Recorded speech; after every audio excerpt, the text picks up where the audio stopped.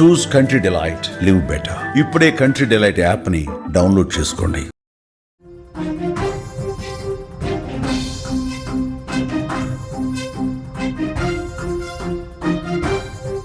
YCP నేత సత్తారు గోపి హత్యతో శ్రీకాకుళం ఒక్కసారిగా ఉలిక్కిపడింది. ఎచ్చర్ల మండలం ఫరీదుపేట పరిధిలో ఈ హత్య జరిగింది. పట్టపగలే నడి రోడ్డు మీద ప్రత్యర్థులు చంపేశారు గోపిని. ఎంపీపీ చిరంజీవికి అనుచరుడిగా ఉన్నాడు సత్తారు గోపి. కొన్నేళ్లుగా ఫరీదుపేట గ్రామం సమస్యాత్మక గ్రామంగా ఉంది. ఇప్పటికే 3 హత్యలు జరిగాయి. తాజాగా సత్తారు గోపి హత్యతో ఒక టెన్షన్ వాతావరణం అక్కడ కనిపిస్తోంది. పట్టపగలు నడి రోడ్డు, చుట్టూ వాహనాలు, పక్కనే జనాలు తిరుగుతున్నారు. కానీ ఇవేమీ పట్టించుకోకుండా ఓ వ్యక్తిని రాళ్ళు కర్రలతో కొట్టి చంపారు. అందరి ముందే రక్తపాతాన్ని సృష్టించారు. ఈ హత్య జరిగింది ఎక్కడో కాదు, నిత్యం ప్రశాంతంగా శాంతంగా ఉండే శ్రీకాకుళం జిల్లాలో ఎచ్చర్ల మండలం ఫరీదుపేట పరిధిలో శుక్రవారం మధ్యాహ్నం వైసీపీ నేత సత్తారు గోపిని రోడ్డుపై కొట్టి చంపేశారు. గోపి హత్య మొత్తం శ్రీకాకుళాన్ని ఉలిక్కిపడేలా చేసింది. సుమారు మధ్యాహ్నం 3 గంటల సమయంలో గోపి మరో వ్యక్తి కోటేశ్వరరావుతో కలిసి బైక్పై కొయ్యరాళ్లు కోడల నుంచి సర్వీస్ రోడ్లో ఎచ్చర్ల వైపు వెళ్తుండగా అదే రోడ్లో ఉన్న ప్రత్యర్థి వర్గానికి చెందినటువంటి వ్యక్తులు కాపు కాశారు. మూకుమ్మడిగా ఒక్కసారిగా పెద్ద పెద్ద రాళ్లతో దాడి చేశారు. అక్కడికక్కడే ప్రాణాలు కోల్పోయాడు. మృతుడు ఎంపీపీ మొదల వలస చిరంజీవికి గోపి అనుచరుడుగా ఉన్నాడు. మృతుడికి భార్య సుగుణ, ఒక కుమార్తె కూడా ఉన్నారు. మృతుడి భార్య సుగుణ గ్రామ ఉప సర్పంచ్గా ఉన్నారు. ఈ మృతుడు గతంలో జెడ్పీ ఉన్నత పాఠశాల విద్యా కమిటీ చైర్మన్గా కూడా పనిచేసినటువంటి పరిస్థితి ఉంది. గ్రామంలో ఒక టెన్షన్ వాతావరణం ప్రస్తుతం కనిపిస్తోంది. ఎంపీపీ చిరంజీవి వద్దకు వచ్చిన ఓ భార్యాభర్తల పంచాయతీయే ఈ హత్యకు కారణంగా తెలుస్తోంది. గ్రామంలో పోలీసు పికెట్ కొనసాగుతుండగానే ఈ హత్య జరగటానికి సంబంధించి కుటుంబ సభ్యులు, గ్రామస్తులు ఆందోళన వ్యక్తం చేస్తున్నారు. విజువల్స్లో మీరు చూస్తున్నారు. పోలీసుల భద్రత కూడా ఏర్పాటు చేశారు. జాతీయ రహదారి మీద బైఠాయించి ఈ గోపికి సంబంధించిన కుటుంబ సభ్యులు, ఎంపీపీ చిరంజీవి వీళ్ళందరూ కూడా ఆందోళన చేస్తూ ఉన్నారు. బాధ్యుల మీద కఠినంగా వ్యవహరించాలి, తక్షణం చర్యలు తీసుకోవాలంటూ వాళ్ళు డిమాండ్ చేస్తున్నటువంటి పరిస్థితి. రోడ్డు మీద బైఠాయించి తమ నిరసన వ్యక్తం చేయడంతో రాకపోకలకు ఇబ్బందికర పరిస్థితి ఏర్పడింది. ట్రాఫిక్ కొంతమేర అంతరాయం కలిగింది. డీఎస్పీ వివేకానంద వెంటనే అక్కడ ఆందోళన చేస్తున్న వాళ్లతో పరిశీలించారు, ఆందోళనకారులతో మాట్లాడారు. పరిస్థితిని సర్ది చెప్పి కొంత సానుకూలంగా శాంతియుతంగా పరిస్థితి తీసుకొచ్చే ప్రయత్నం చేశారు. హత్య జరిగిన వెంటనే పోలీసులు ఘటనా స్థలానికి చేరుకున్నారు. ఘటనా స్థలాన్ని ఎస్పీ కేవి మహేశ్వరరెడ్డి కూడా సందర్శించి పరిస్థితిని పరిశీలిస్తున్నటువంటి పరిస్థితి కనిపిస్తుంది. విజువల్స్లో మీరు చూస్తూ ఉన్నారు. ఫరీదుపేట కొన్నేళ్లుగా ఇది ఒక సమస్యాత్మక ప్రాంతంగా ఉంది. గతంలో చాలా హత్యలు ఈ గ్రామంలో జరిగాయి. మండల పరిషత్ ఉపాధ్యక్షుడు కోటిపాత్రుని పోలినాయుడు, మొదల వలస రాంబాబు, కోనప్రసాద్ హత్యకు గురయ్యారు. టీడీపీ నేత ఇక్కడ కొత్తకోట అమ్మినాయుడిపై కూడా గతంలో హత్యాయత్నం జరిగింది. ప్రస్తుతం గోపి హత్యతో గ్రామంలో ఒక ఉత్కంఠ పరిస్థితి నెలకొన్న పరిస్థితి మనం చూస్తున్నాం. స్క్రీన్ మీద విజువల్స్లో చూడొచ్చు. పెద్ద ఎత్తున పోలీసులు మోహరించారు.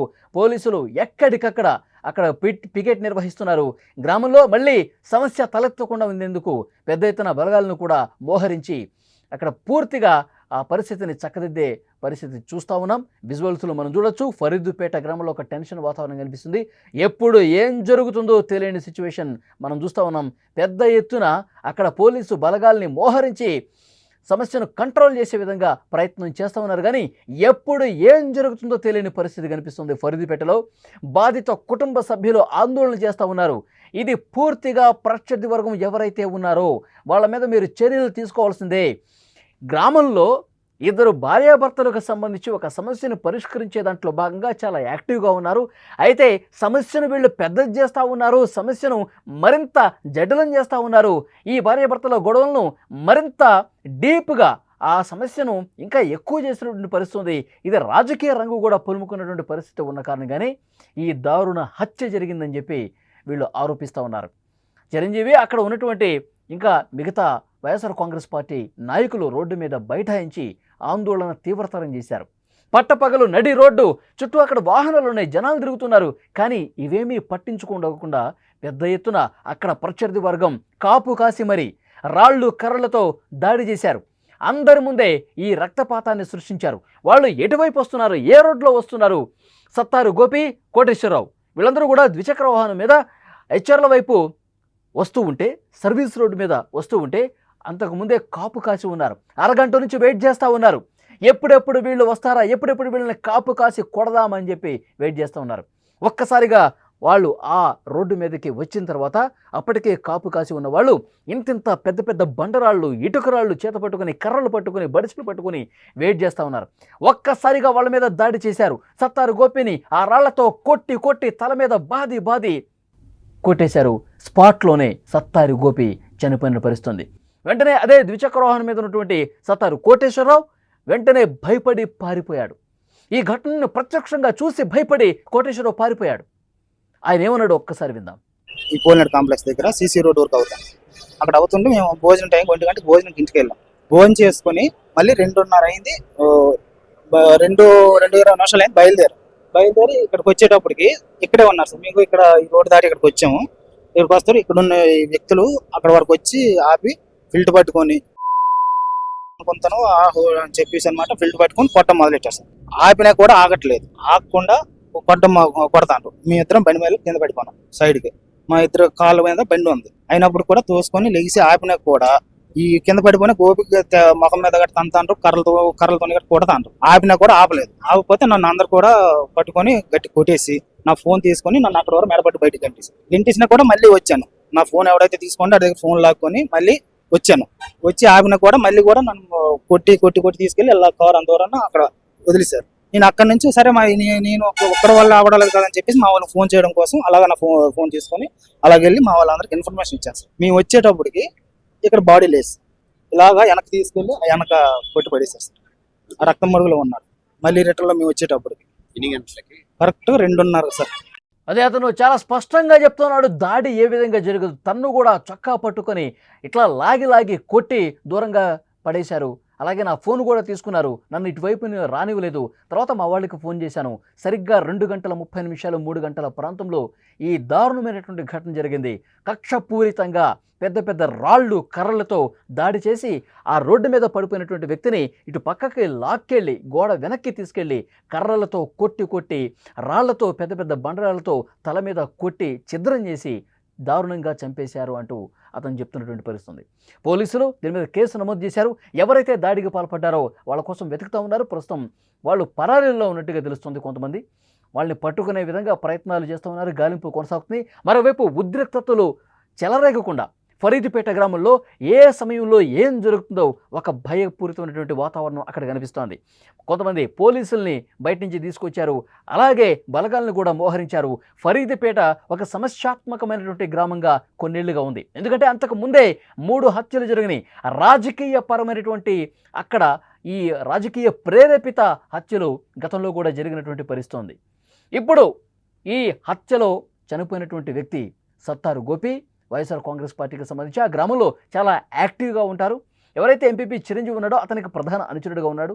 గత కొన్నాళ్లుగా వైసీపీ అధికారంలో ఉన్నప్పుడు కూడా ఇష్టారాజ్యంగా ప్రవర్తించాడు అని చెప్పి అక్కడ ఉన్నటువంటి వాళ్ళు కొంతమంది ఆరోపిస్తున్నటువంటి పరిస్థితి ఉంది. సో ఈ నేపథ్యంలో ఇది ఒక రాజకీయ హత్యగా అక్కడ కొంతమంది చెప్తా ఉన్నారు. కానీ ఏదేమైనప్పటికీ నడి రోడ్డు మీద మిట్ట మధ్యాహ్నం 2:30 సమయంలో ఇంత దారుణంగా రాళ్లతో కొట్టి చంపిన విషయానికి సంబంధించి పెద్ద ఎత్తున ఉద్రిక్త పరిస్థితులు ఏర్పడుతున్నాయి. వాళ్ళ మీద చర్యలు తీసుకోవాల్సిందే. ఎవరైతే ఈ దారుణానికి పాల్పడ్డారో, దీనికి కారణం ఎవరైతే ఉన్నారో వాళ్ళ మీద చాలా కఠినంగా వ్యవహరించాల్సిన అవసరం ఉందని చెప్పి ఈ హత్యకు నిరసనగా సత్తారు గోపి కుటుంబ సభ్యులు, చిరంజీవి, ఇంకొంతమంది అందరూ కూడా రోడ్డు మీద బైఠాయించి పెద్ద ఎత్తున ఆందోళన చేస్తున్నారు. పోలీసులు ఏమన్నారు ఒక్కసారి చూద్దాం. తగుకు మూల కారణం ఏంటంటే ఒక భార్యాభర్తల తగు ఉందండి. ఆ భార్యాభర్తల తగులో ఈ భార్య భర్త కోసం అక్కడ ఉన్నటువంటి గ్రామ పెద్ద ఎంపీపీ దగ్గరికి వెళ్ళారు. వెళ్తే ఎవరైతే భర్త ఉన్నాడో ఆ ఎంపీపీ గారి దగ్గర ఇంట్లో పనిచేస్తారు. వాళ్ళు దానికోసం పంచాయతీ పెట్టి ఆ పంచాయతీలో తగు అంతా కూడా చెప్పారు. ఆమెకు ఆ తగు నచ్చలేదు. చెప్పకపోతే నా భర్తను మీరు నాకు పంపించండి అని ఆమె అడుగుతాను. నేను పంపించను, మీరు ఏదైనా ఉంటే చట్టపరంగా చేయండి అని చెప్పడంతో ఆమె అక్కడ గొడవ పడింది వచ్చి పోలీస్ స్టేషన్ కంప్లైంట్ ఇవ్వడం జరిగింది. దాని మీద భర్త మీద అక్కడ జరిగినటువంటి గొడవకి సంబంధించి హెచ్ఎల్ పోలీస్ స్టేషన్లో భార్యాభర్తల తగు అండ్ 509, 506 ఒక కేసు నమోదు చేయడం జరిగిన తర్వాత ఈ రోజు ఆమె చదువుకున్న అమ్మాయి, ఆమె ఎడ్యుకేషన్ సర్టిఫికేట్స్ అన్ని ఇంట్లో ఉండిపోయినాయి, ఆమె బంగారం బట్టలు అన్ని ఇంట్లో ఉండిపోయినాయి. దాని నిమిత్తం ఆమె అడిగితే భర్త అక్కడ సహకరించబోయేటప్పటికి ఆమె ఇంటికి వెళ్ళి ఇంటి తాళాలు బదలగొట్టి ఇంట్లో ఉన్న ఆమె సామాను అన్ని కూడా ఎక్కించుకుని ఇప్పుడు ఈ నేర స్థలానికి ముందుగా ఉన్నటువంటి వాళ్ళ మదర్కి సామాన్లన్నీ తీసుకుని వచ్చింది ఒక బొలెరో వ్యాన్. వచ్చిన ఆ తీసుకొచ్చి ఒక ముగ్గురు వ్యాన్ ఓనరు వాళ్ళందరూ కూడా తీసుకుని వచ్చారు. వచ్చిన తర్వాత అదే టైంలో ఈ డిసీజ్డ్ ఆ ఊర్లో నుంచి కోటి ఇద్దరు కలిసి మోటార్ సైకిల్ మీద ఇక్కడ రావడం, అక్కడ వాళ్ళకి వీళ్ళకి ఒక ఆర్గ్యుమెంట్ అనేది జరగడంతో మీరు అలాగ సామాన్ తీసుకొస్తారు, మీరు ఏంటి అని చెప్పి నేను అడగడము, వాళ్ళు నువ్వు ఇందులో ఎలాగ వస్తావని చెప్పి వాళ్ళు అనుకోవడం. అక్కడ ఆల్టర్కేషన్ లో అతన్ని కొట్టేసిన వెంటనే ఆయనతో పాటు ఉన్న కొంతమంది వెనకాల మోటార్ సైకిల్ లో కూడా కొంతమంది వచ్చారని మాకు తెలిసిన సమాచారం. అది పూర్తిగా విచారణ చేయాలి.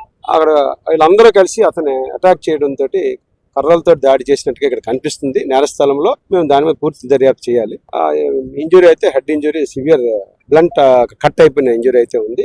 ఇమీడియట్ గా అతన్ని మనకి ఫిర్యాదుదారు చెప్పిన దాని ప్రకారం ఇతన్ని ఆ మోటార్ సైకిల్ వచ్చిన లాక్కుని ఆ బిల్డింగ్ వెనక్కి తీసుకెళ్లి అక్కడ బ్రూటల్ గా కొట్టడంతో ఆయన చనిపోయాడని చెప్పి వాళ్ళు చెప్పారు.